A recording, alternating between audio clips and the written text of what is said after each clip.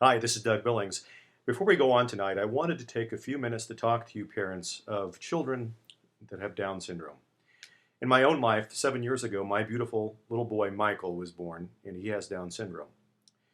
And my wife and I went through all of the regular prenatal tests. All of them came back completely typical and normal, no indication at all that we would be having a little baby that has Down syndrome.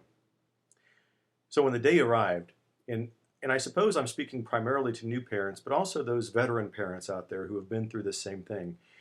Because so many of us that receive news before a baby is born panic and we don't have the resources that are necessary or required to deal with such a monumental event. But we had all of the tests. They all came back normal. Michael was born. The doctor informed us that he appeared to have the signs and symptoms of Down syndrome. And I can tell you that at that moment in time, 1,000,001 thoughts went through my mind. None of them were wrong. None of them were illegitimate thoughts. All of them were perfectly legitimate and normal thoughts. Thoughts such as, can I handle this? Will he live? Will he have a meaningful life? Can I handle this? Will he have friends? Will he go to school? Can I handle this, God?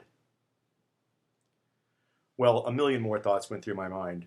We thought about, do I give him up for adoption? Is he going to, will he have other problems and issues, etc., etc., etc.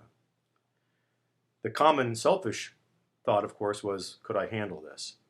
Every one of those questions, with the exception of the adoption question, was answered with a resounding yes, ladies and gentlemen. He has a meaningful life. He has friends. He's going to be fine.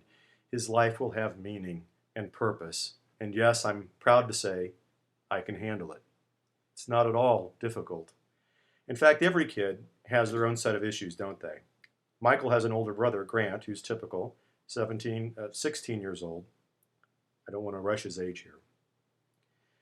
But they each have their own sets of issues, and typical kids can have just as many, if not more, issues than a child with Down syndrome. You see, the beauty about Down syndrome is they have that extra 21st chromosome, right? The medical term is called trisomy 21, an extra chromosome. And I can tell you that if we each had a little bit of what they have in them, the world would be a better place. That's why I call that little extra chromosome the Divine Chromosome, because they are given, I think, the ability to be free of prejudices, free of preconceived notions about judgment. They don't have the venom that we have when it comes to judging others or accepting people or not.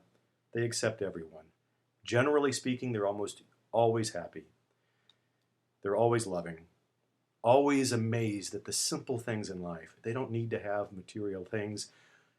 They thrive and bring us into the fold of simplicity. And that's wonderful, and it's divine. All of our kids show us glimpses of the divine. But it's these little special children that show us in a different way what it's like to be called children of God. And I think that's what Jesus was talking about when he said, be thee like a child and come unto me. Thanks for listening. I'm Doug Billings.